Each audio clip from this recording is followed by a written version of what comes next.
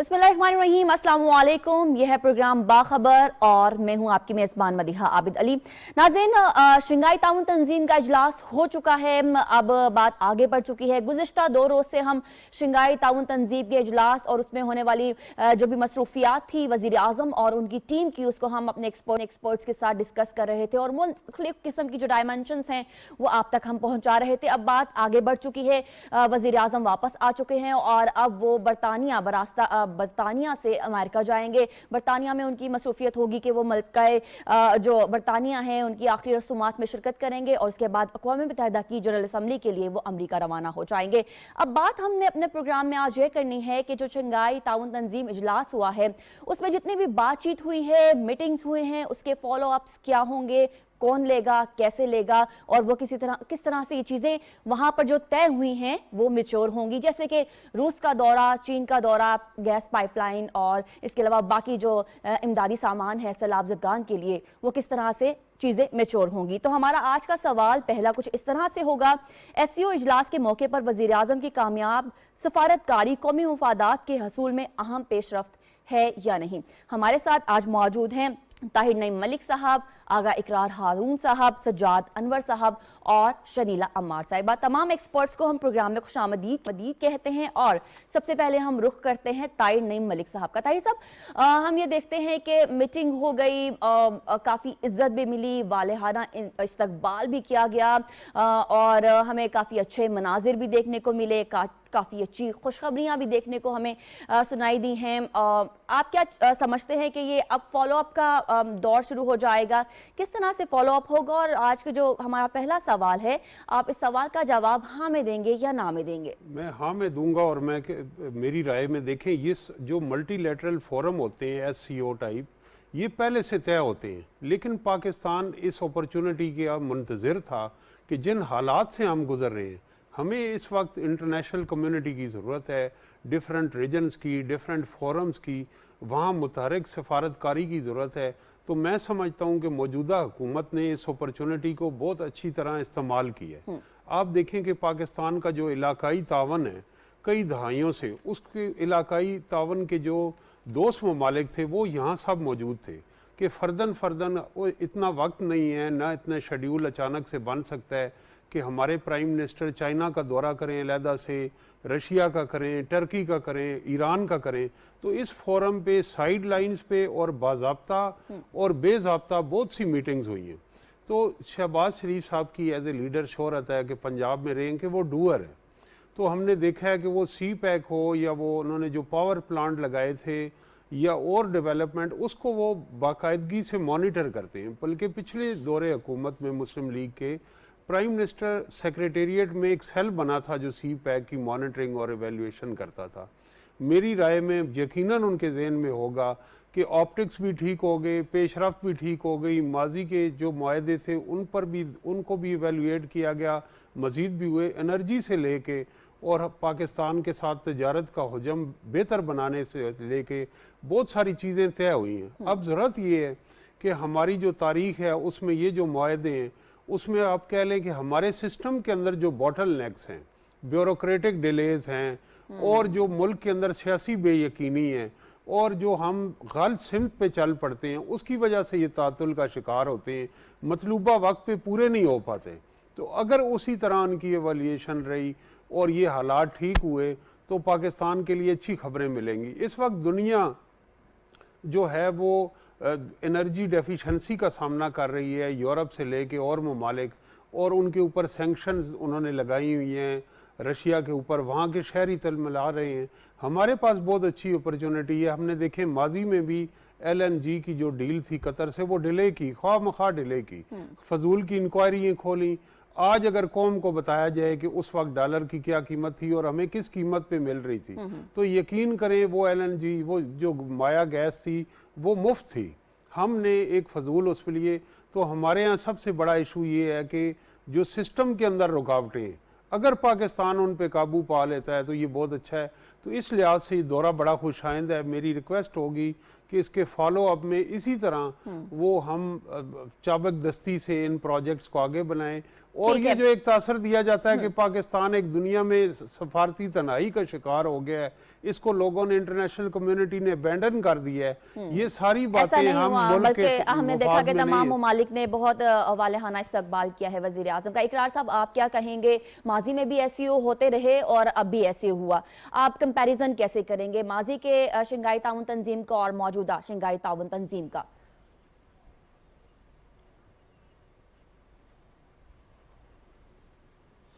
دیکھیں جی, جو موجودہ شنگھائی تعاون تنظیم ہے وہ اس کے دو بہت امپورٹنٹ پرسپیکٹیو میں ہوا ہے.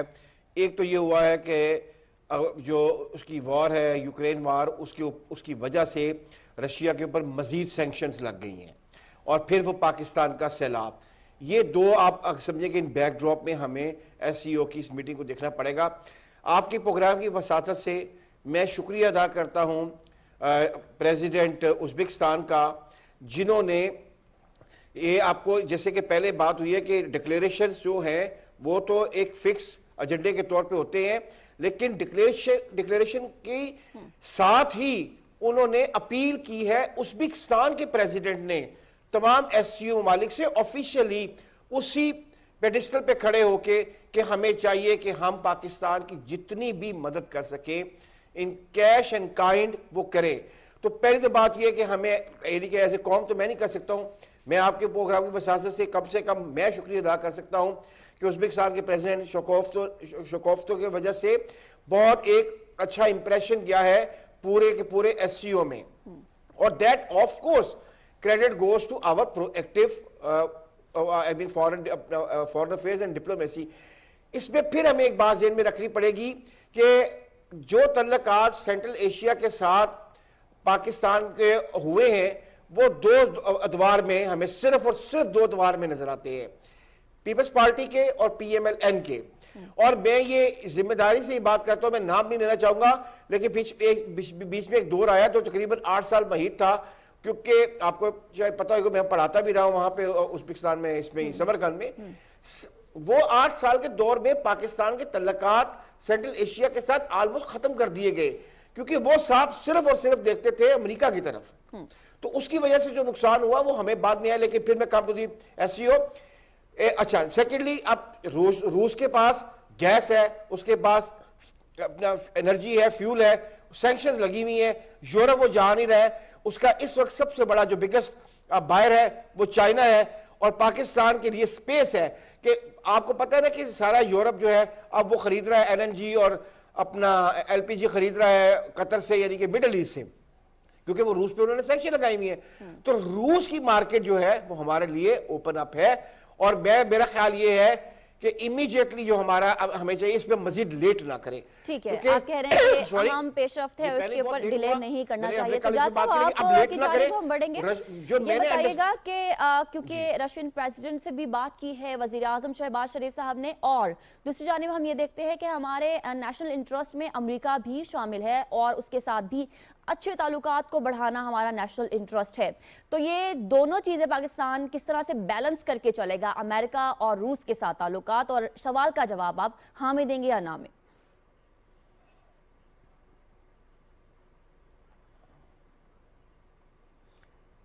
بالکل درست کہا آپ نے. کل بھی ہم نے اس ایشو پہ بات کی تھی کہ جو امریکہ کہ پاکستان کے ساتھ ریلیشنز ہیں اور اوورآل جو انٹرنیشنل جو مالیاتی اداروں پہ جس طرح سے امریکی کنٹرول ہے اس کی وجہ سے دقت ہے. لیکن اب پاکستان کا سارا فیوچر تو پڑا ہے سینٹرل ایشیا میں, رشیا کے ساتھ, چائنا کے ساتھ, ایران کے ساتھ, ترکی کے ساتھ, اور ہماری مجبوریاں بندھی ہوئی ہیں امریکہ کے ساتھ. تو اس میں سے ایک بیلنس کریٹ کرنا پڑے گا پاکستان کی لیڈرشپ کو, پاکستان کے سیکیورٹی اداروں کو, کہ اب آنے والا وقت سلامتی کے جو بڑے پروجیکٹس ہمیں مل جاتے تھے سیکیورٹی کے حوالے سے وہ نہیں ملنے والے. ریجن میں تبدیلیاں آ چکی ہیں, اب اکانومی نے ڈرائیو کرنا ہے. چائنا کے ساتھ ہم نے بڑی اچھی اوپننگ کر لی ہے, یہ جو سی پیک کے حوالے سے اس کو کمپلیمنٹ کرتے ہوئے رشیا کے ساتھ بھی ہمیں ان اپرچونٹیز کو اوپن اپ کرنے کی ضرورت ہے جس کے اوپر امریکہ کو فی الحال کم سے کم اعتراض ہے. یا پھر جو سینٹرل ایشیا، دیکھیں ابھی سینٹرل ایشیا کی ساری ریاستیں جو ہیں وہ رشین ایک وہ جو جس طرح سے کامن ویلتھ ہے اسی طرح سے ایک ان کا جو اکانومی کا ایک ان کا آپس میں رشیا کے ساتھ ایک تعلق ہے ساری سینٹرل ایشین ریاستوں کا. تو ہمیں وایا سینٹرل ایشیا بھی روس سے بہت ساری چیزیں مل سکتی ہیں. افغانستان نو ڈاؤٹ جب تک سیٹل نہیں ہو جاتا یا افغانستان کے راستے ہمارے لیے کھل نہیں جاتے تب تک ہمیں ایران اور یہ جو ازبکستان والا راستہ کل جس کو ڈسکس کیا گیا اس کو بھی دیکھنا پڑے گا. اور پھر چائنا کے نیبرہڈ میں رشین اسٹیٹس ہیں، یعنی کہ کئی ہمیں اس روٹ کو بھی دیکھنا پڑے گا کہ یہ جو اولڈ سلک روٹ تھا اس کو ہم یہ جو سی پیک ہے اس کو ہم کس طرح سے کنیکٹ کر سکتے ہیں سینٹرل ایشیا کے ساتھ.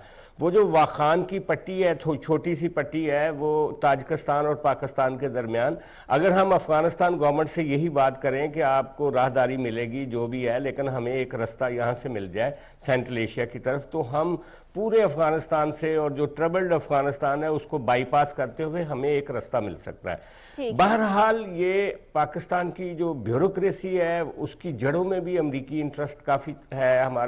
ہمارا فورن آفس کی تھنکنگ بھی اس طرح کی نہیں ہے، میں آپ کو صحیح بتا دوں، کیونکہ پچھلے ہم 70 سال سے ویسٹ کے ساتھ اور امریکہ کے ساتھ ہماری ایک اورینٹیشن بنی ہوئی ہے.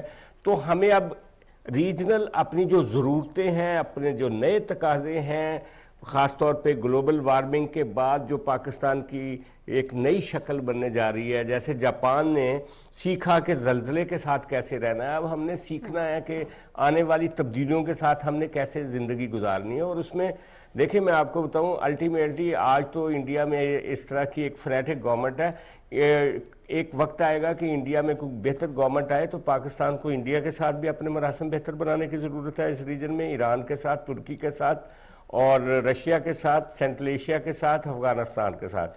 ہمارا سارا مستقبل ادھر پڑا ہوا ہے. آپ کا جواب آ چکے سجاد صاحب، کیونکہ بانی پاکستان قائد اعظم محمد علی جناح کا بھی یہی فورن پالیسی تھی کہ وہ اپنے نیبرز کے ساتھ اچھے تعلقات ہمیشہ نبھانے کے انٹرسٹ میں تھے. شنیلا صاحبہ، آپ کیا کہیں گی؟ قومی مفاد کے حصول میں اہم پیش رفت ہے، سوال کا جواب ہاں میں دیں گی یا نہ میں؟ اور ساتھ ساتھ یہ بھی بتائیے گا کہ سوشل میڈیا پر بہت ہی لیم قسم کے جو میمز ہیں یا پھر ٹویٹس ہیں وہ کیے جا رہے ہیں اور اتنے اہم سفارتی تعلقات اور ملاقاتوں کو ہنسی میں اڑانے کی کوشش کی جا رہی ہے، جواب کیسے دیں گے؟ دیکھیں وہ جو میمز بن رہی ہیں سوشل میڈیا کے اوپر وہ ایک پارٹی کی طرف سے بن رہی ہیں، اور وہ جو پارٹی وہی ہے جنہوں نے آئی ایم ایف کے ساتھ ہمارا پروگرام خراب کرنے کی کوشش کی. تو ان کا کوئی بھی جو کام ہوتا ہے پاکستان کے انٹرسٹ میں نہیں ہوتا.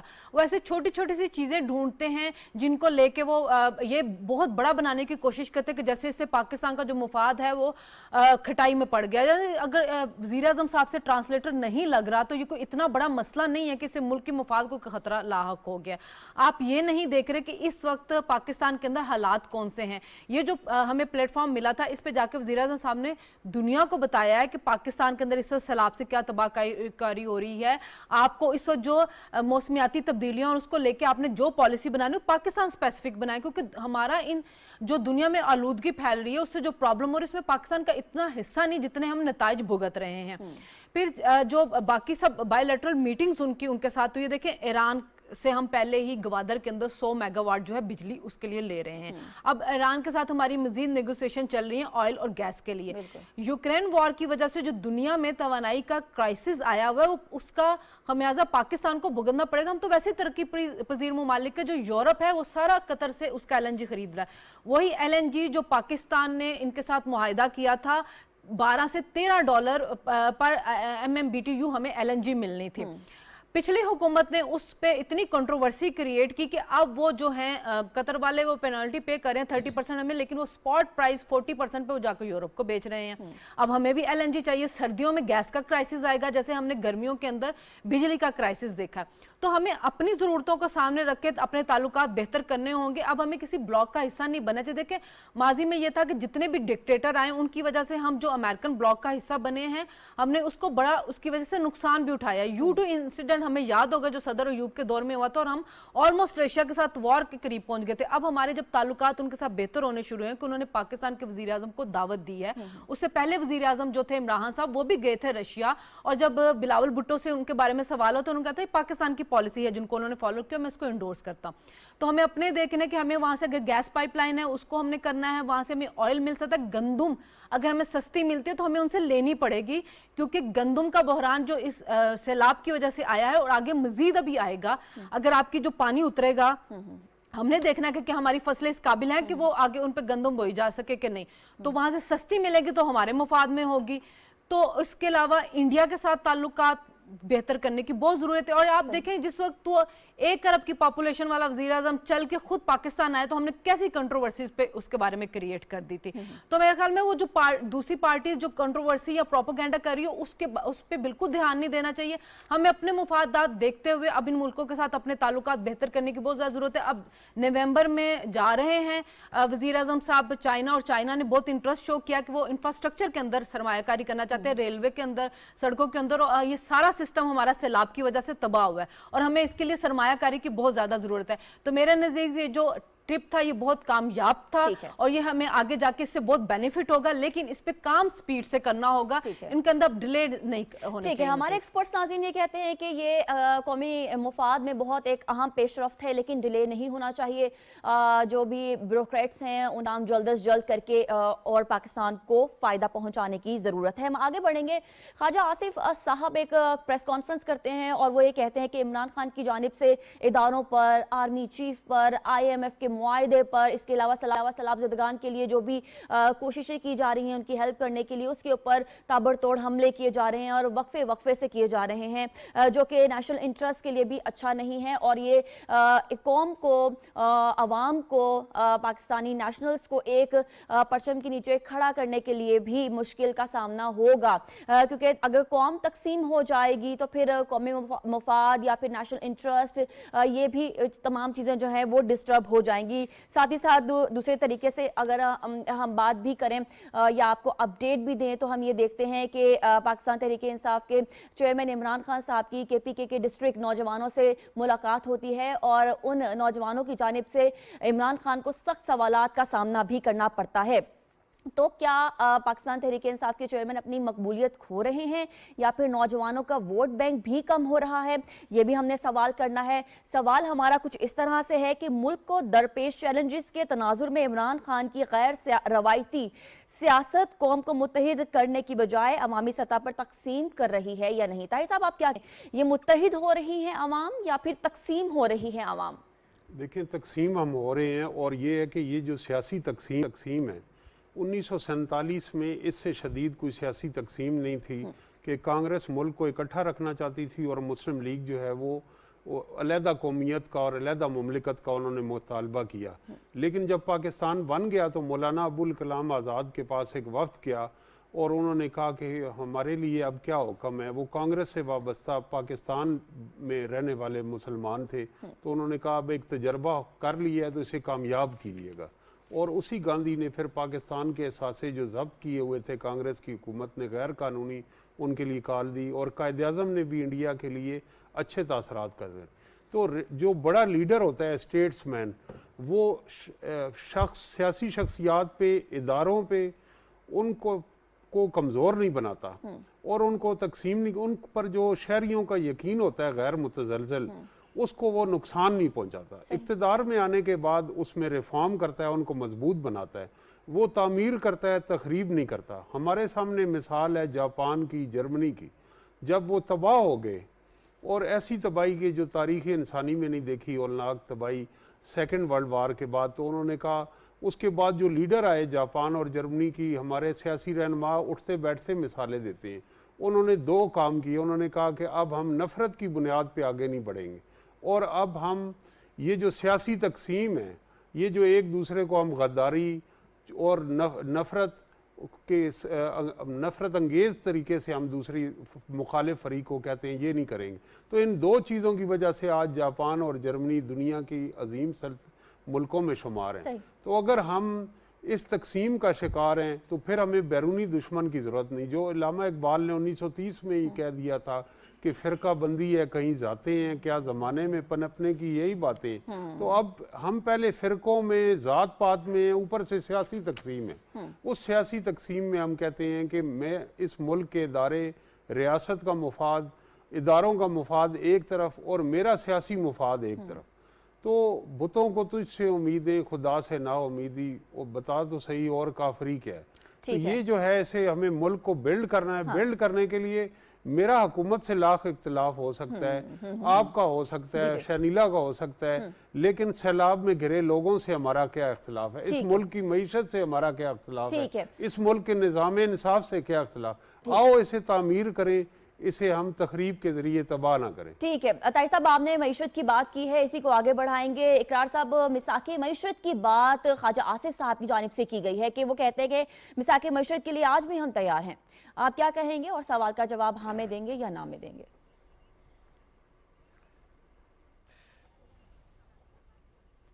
دیکھیں بات یہ کہ تقسیم بالکل کر رہا ہے اور میں تو اور ہم سب لوگ جو ہے وہ اس کو بہت دیر سے کہہ رہے ہیں. جہاں تک مساق معیشت کی بات ہے وہ جس دن پرائم منسٹر اپنا شہباز شریف صاحب نے آپ کو یاد ہوگا کہ اوتھ لیا تھا اور پھر اس کے بعد خطاب کیا تھا قوم کو وہ خطاب بھی مساق معیشت سے شروع ہوا تھا. میں صرف اتنا کہوں گا کہ ہوئے تم دوست جس کے دشمن اس کا آسماں کیوں ہو. یہ شعر میرے خیال میں عمران خان کے لیے لکھا گیا تھا کہ وہ شخص جو ہے اس کے لیے ملک کا کوئی ادارہ ملک کی کوئی شخصیت کوئی قانون کوئی حیثیت نہیں رکھتا ہے. بلکہ معاف کیجئے گا میں یعنی کہ کہتے ہوئے مجھے دکھ ہوتا ہے یا میں اوائڈ ہی کرنا چاہتا ہوں شاید ریاست بھی اس کے لیے اتنی اہم نہیں ہے جتنے اس کے لیے اس کا اقتدار اہم ہے.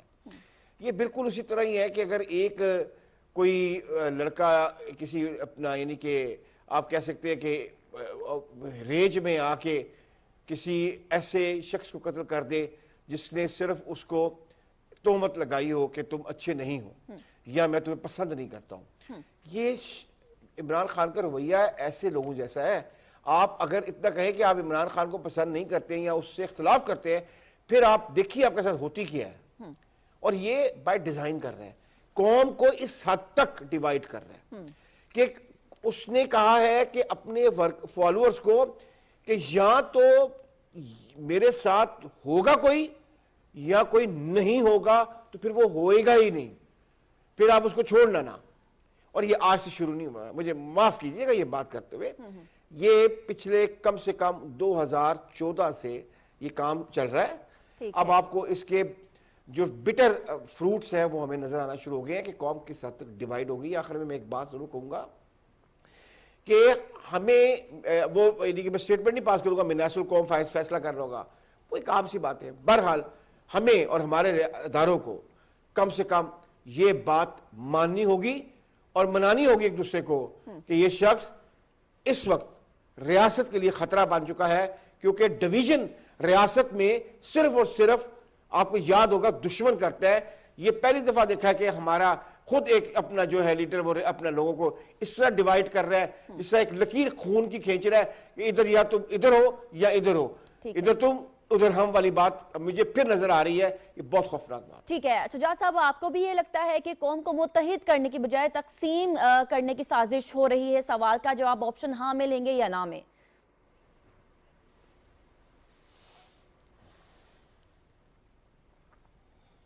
مدیحہ جب سے دنیا میں یہ جو نیشن سٹیٹ بنائی گئی اس کا مطلب یہ تھا کہ مختلف جو نیشن سٹیٹس تھیں ان میں مختلف زبانیں بولنے والے مختلف عقائد اور نظریات رکھنے والے اور مختلف جو نیشنلٹیز کے لوگ تھے وہ ان میں رہتے تھے. تو ان کو جب نیشن سٹیٹ بنی تو وہاں پہ ایسے ایسے لیڈر ایمرج ہوئے جنہوں نے ان سب کو ان کے جو تعصبات تھے جو ان کی پرائڈز تھیں ان کو اوپر لے کر آئے اور جو پریجوڈس تھے وہ کم کیے. یعنی جب تک ہم نفرت جو ہے وہ سوسائٹی سے دیکھیں جو سیاسی تقسیم ہوتی ہے وہ اور چیز ہوتی ہے. وہ رائٹ لیفٹ کی ایک تقسیم ہوتی تھی, ایک کیپٹلزم کے حق میں لوگ تھے, ایک سوشلزم کے حق میں لوگ تھے. لیکن جہاں نفرت شروع ہو جاتی ہے, جہاں یہ ہوتا ہے کہ آپ کو بولنے کا حق نہیں ہے, آپ کو زندہ رہنے کا حق نہیں ہے, ہم نے دیکھا کہ دنیا میں جتنے بھی لیڈر آئے جنہوں نے ہیٹ سپیچ کو فروغ دیا, نفرت پیدا کی اور اس کے نتیجے میں دہشت گردی تک کے واقعات شروع ہوئے, وہ سسٹین نہیں کر سکے اور تاریخ نے ان کو اچھے لفظوں میں کہیں یاد نہیں کیا. لیکن وہ لوگ جو لوگوں کو جوڑتے ہیں, جو اپنی مصیبتوں کو صبر سے برداشت کرتے ہیں, اپنی جیل کاٹتے ہیں 20-20 30-30 سال, اور پھر جب واپس آتے ہیں تو پھر لوگوں کو اپنے پریجوڈس کے نظر سے نہیں دیکھتے بلکہ ان کو یونائٹ کرتے ہیں اور قوموں کو ایک طاقت دیتے ہیں. یہ پاکستان میں پہلی دفعہ یہ ہوا ہے. ویسے تو ہم نے بہت سارے لوگوں کو پہلے بھی پالا تھا جنہوں نے نفرت کے نام پہ سیاست کی. آج آپ نے دیکھا کہ جو 80 کی دہائی میں کچھ لوگ بنائے گئے تھے وہ اب فیڈ آؤٹ ہو گئے ہیں, اور یہ بھی فیڈ آؤٹ ہوں گے, لیکن اس کے نتیجے میں ملک برباد ہوتا ہے. ہم نے کراچی کی گلیوں میں خون بہتے ہوئے دیکھا تھا. ہم نے پشاور میں ان لوگوں کو, جن لوگوں کو حمید گل صاحب اپنے بچے کہتے تھے, ان لوگوں نے ہمارے ہی بچوں کے گلے جب کاٹے تھے تو آپ نے دیکھا تھا کہ کے پی میں اور دوسرے علاقوں میں بم بلاسٹ جس طرح سے ہوئے تھے. تو کئی پالیسیز ایسی ہوتی ہیں جن کو پھر سفر کرنا پڑتا ہے. یہ پہلی دفعہ ایک موقع آیا ہے کہ اس نے ہمارے نوجوانوں کی بڑی تعداد کو نفرت کی ریٹرک کا شکار کر دیا ہے, اور اس کے نتیجے میں ہماری جو اپنی باہمی قوت پیدا ہونی تھی, سنرجی پیدا ہونی تھی, قوم کی طاقت پیدا ہونی تھی, وہ ڈائیورٹ ہو کے چلی گئی ہے, کاؤنٹر پروڈکٹیو ہو گئی ہے وہ ساری کی ساری. ٹھیک ہے, اب اور اس کے ذمہ دار عمران خان صاحب اکیلے نہیں ہیں, وہ تو ایک ایکسپرٹ اوپینین دیجیے گا کہ یہ تقسیم کا مقصد کیا ہے. سوال کا جواب ہاں میں یا نہ میں. دیکھیں, ایک تو بات یہ کہ جو سوال یہ ہے کہ کیا تقسیم کر رہے ہیں, وہ تقسیم کر چکے ہیں. دیکھیں, پاکستان کے اندر اس وقت جتنی پولرائزیشن ہے میں نے اپنی زندگی میں اس سے پہلے نہیں دیکھی ہے. ہم بچپن میں دیکھتے تھے کہ پیپلز پارٹی اور نواز لیگ دو جماعتیں تھی اور ان کے جو لوگ ہوتے تھے ان کے درمیان میں بھی بحث ہوتی تھی, لیکن کبھی ہم نے یہ نہیں دیکھا تھا کہ دوستیاں ختم ہو رہی ہوں, رشتہ داریاں ختم ہو رہی ہوں, قطع تعلق ایک دوسرے کے ساتھ کیا جا رہا ہو. جو ہم اب دیکھتے ہیں کہ جو نوجوان عمران کو فالو کرتے ہیں وہ بڑوں کے ساتھ بدتمیزی کرتے ہیں, جو عمران کے فالوور ہیں وہ دلیل سے بات نہیں کرتے, وہ گالی سے بات کرتے ہیں, وہ الزام آپ کے اوپر لگاتے ہیں کیونکہ ان کا لیڈر ان کو سکھا ہی یہی رہا ہے. اس نے اپنے آپ کو مشروط کر دیا ریاست کی سلامتی کے ساتھ کہ میں ہوں تو یہ اس ملک کا مفاد جو ہے وہ سلامت رہے گا. دیکھیں, اگر لیڈر جو ہے وہ یہ کہے گا کہ جو سیاستدان میرے مخالف ہے وہ غدار ہے تو اس کا فالوور بھی یہی سوچ رہا ہے. اگر وہ یہ کہہ رہا ہے کہ جو صحافی میرے پہ تنقید کرتا ہے وہ لفافہ لیتا ہے اور وہ جلسوں میں یہ بات کہتا ہے اور وہ صحافیوں کے نام بگاڑتا ہے تو اس کا جو فالوور ہے وہ بھی اس کو تقلید کر رہا ہوتا ہے. اب جو ایک نیا انہوں نے کام شروع کیا ہے وہ ہے اسلامک ٹچ دینے کا.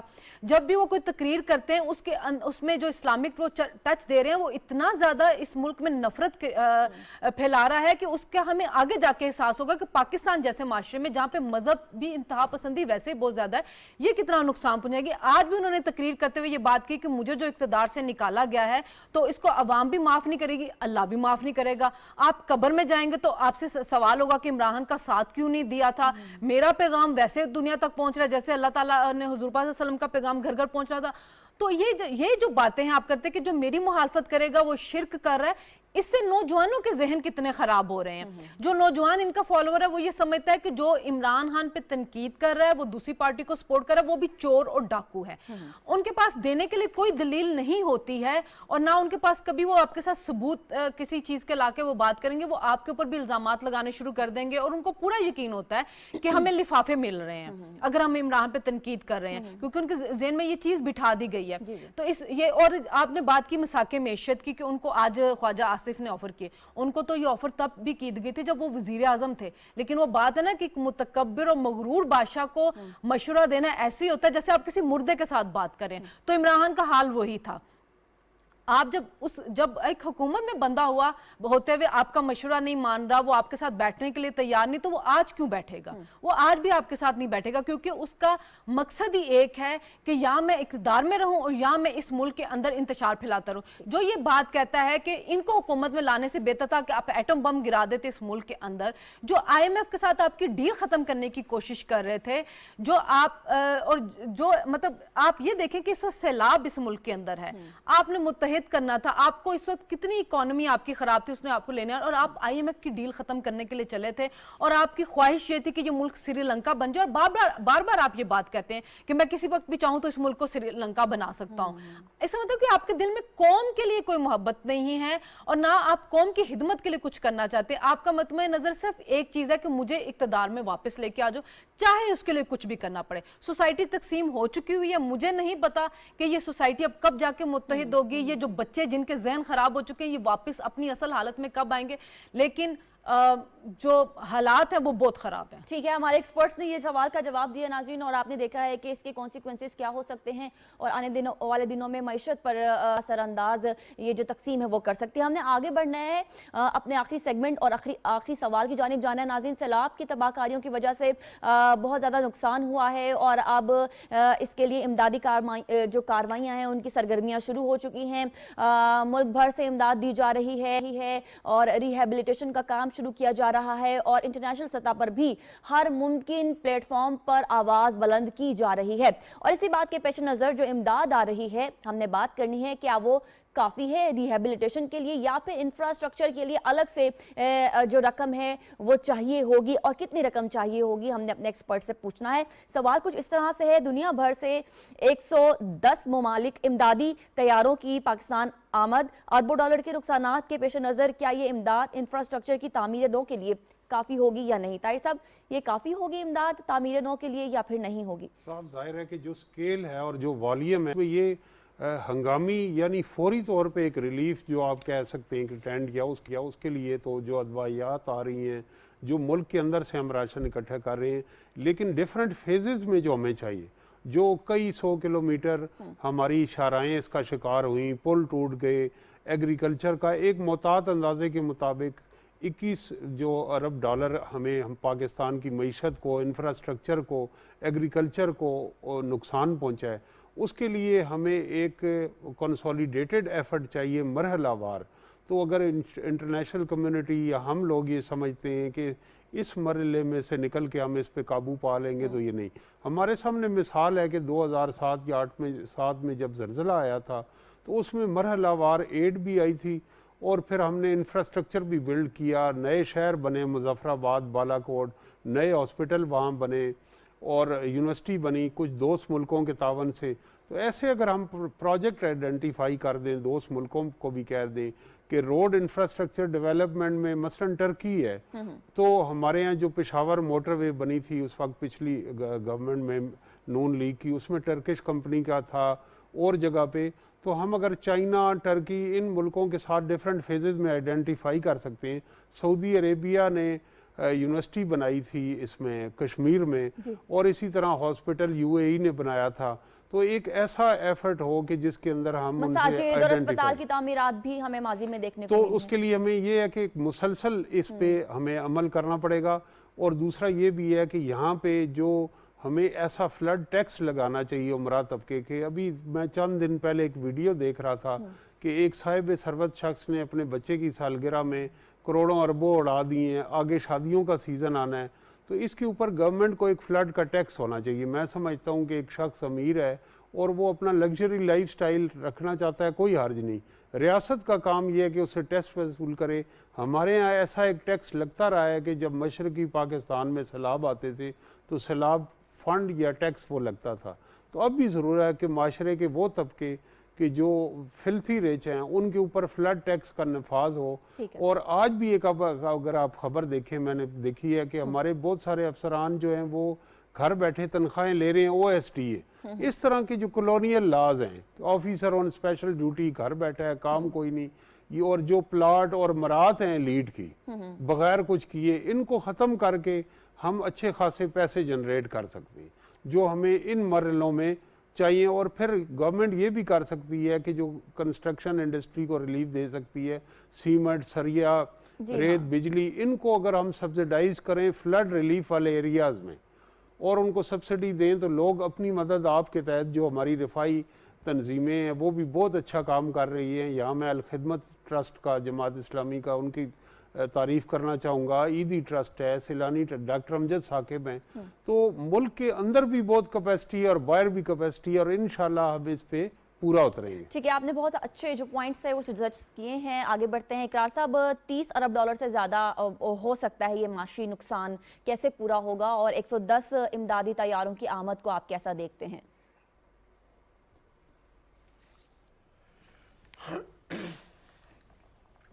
मदिया, आप अगर मुझे इजाज़त दे तो मैं जो फैक्ट्स एंड फिगर है ज़रा उससे बात कर लूँ, क्योंकि जो लेटेस्ट जो वैलिड फैक्ट्स एंड फिगर जो 15 तारीख के हैं रात के, यानी कि 16 तारीख से सुबह से हमारे 12,718 किलोमीटर सड़कें तबाह हुई हैं, जो अभी तक हमें पता चला है। मैं फिर ये कह रहा हूँ कि अभी पानी पूरा नहीं उतरा है।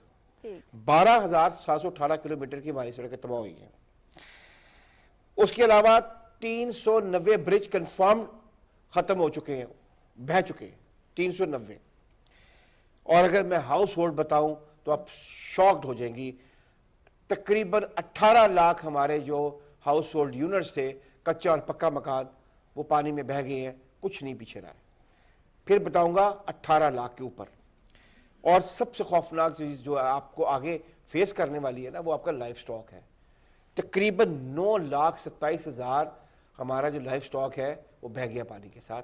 ये वो फिगर है मैं आपको बता रहा हूँ जो अभी तक इकट्ठे हुए हैं। आपको याद होगा मदिया कि जब हमें इंफॉर्मेशन दी जा रही थी कि 600 मिलियन 700 मिलियन का नुकसान हुआ है, मेरा फिगर तब भी 40 बिलियन का था। मैं आज भी स्टैंड करता हूँ, 32 बिलियन का तो अब गवर्नमेंट मान गई है, ये 40 बिलियन से ऊपर नुकसान का जाना है। मैं आपको साफ बता रहा हूँ, ये आप देख लीजिएगा, जब पानी पूरा उतरेगा ये 40 बिलियन का होगा, इससे कम नहीं होगा, इससे ज्यादा का होगा। हुआ ये है कि शॉक में पूरी सिस्टम चला गया, एडमिनिस्ट्रेशन चली गई। उसमें इनके पास पंजाब में तो इनके पास डिवेलिंग, इनसे हम कहते हैं डिवेलिंग यूनिट्स, कच्चा पक्का मकान को, इनके पास काउंट ही नहीं था। अच्छा, जो हम जर्नलिस्ट हो गए, ये फिगर ये हम आप ये पूछ सकती है कि आप इतनी कंफर्मेशन से कैसे कह रहे थे कि फिगर यहां पे जाएगा। आपको क्या होगा, तकरीबन हम यही फिगर कह रहे थे कि 20 लाख से ऊपर से मकान जो है वो अपना फ्लड में बह गए हैं। ये सवाल बनता है कि हम जर्नलिस्टों को कैसे इतनी करीब कैलकुलेशन मिल जाती है। इसलिए कि जैसे सैलाब आया है तो हम जर्नलिस्ट के पास पुरानी नई इंफॉर्मेशन होती है, एक तो अपना स्टैटिस्टिकल डिपार्टमेंट की और एक हमारी अपनी नेटवर्किंग की, हमारे कॉरेस्पॉन्डेंट्स की। फॉर एग्जांपल वो अगर वो कहता है कि फैज अपना फैजपुरा डूब गया है, तो अगला मेरा से सवाल ये होता है कि फैजपुरा में घर कितने थे, वो कहता है सर तकरीबन 270 घर थे, हम उसको लिख लेते हैं। इसलिए अगर देखा जाए तो हमारे जर्नलिस्ट एनडीएम से बहुत आगे इंफॉर्मेशन देते रहे हैं कि नुकसान कितना हुआ है। ये 40 अरब तक आना है। आपने सवाल किया, मैं क्योंकि मैं जाना चाहता हूँ दोस्तों को मौका दें, आपने सवाल किया कि ये अमदाद जो है कंस्ट्रक्शन की ये हमें कितनी चाहिए होगी। मैं 40 बिलियन आपको एक कैलकुलेटेड बता रहा हूँ, जिस हिसाब से चीजें ये जाएगा। 50 बिलियन हमें चाहिए, 50 बिलियन हमें चाहिए, मैं बता रहा हूं आपको, वरना हम 2 साल भी लगे रहे ना तो ये सड़कें पूरी नहीं कर सकेंगे, ठीक है, ब्रिज बना सकेंगे। ठीक है, आपने जवाब हाँ में दिया है या ना में दिया है?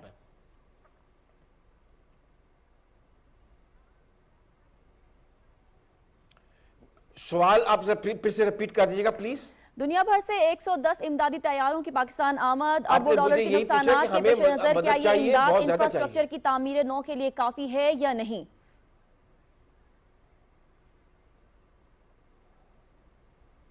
बिल्कुल नहीं है। ये खुराक साहब, आपका जवाब हाँ में होगा या ना में होगा? बोतलें आ रही है, ये तो बात बहुत खौफनाक हो चुकी हुई है। नहीं नहीं जी सजाद साहब, आपका जवाब हाँ में होगा या ना में होगा?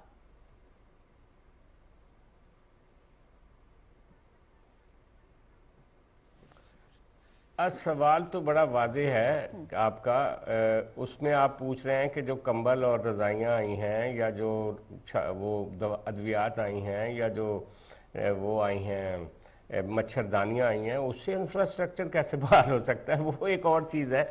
ये जो जहाज़ों पे माल आया ना, वो बेसिकली एक रिलीफ की चीज़ें हैं कि कैसे हमने उन इलाकों के लोगों को इस मुश्किल से निकालना है और उनको बहाल कैसे करना है।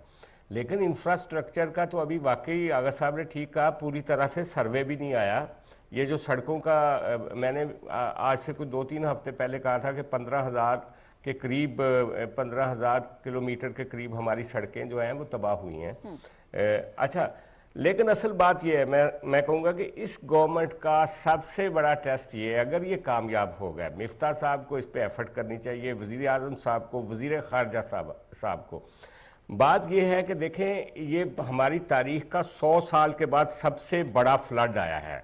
अगर हम जो बैरूनी कर्जे हमने पे करने हैं, अगर 1 साल के लिए इंटरनेशनल कम्युनिटी से, यूनाइटेड नेशन को बीच में डाल के, वर्ल्ड बैंक को बीच में डाल के, अगर 1 साल के लिए हमारा वो पेमेंट डिले अगर मिल जाए और वो सारा पैसा जो हमारी टोटल इकॉनमी का तकरीबन 80% बनता है, वो अगर इंफ्रास्ट्रक्चर के ऊपर हम लगा दें तो वो बहुत बड़ा कारनामा होगा।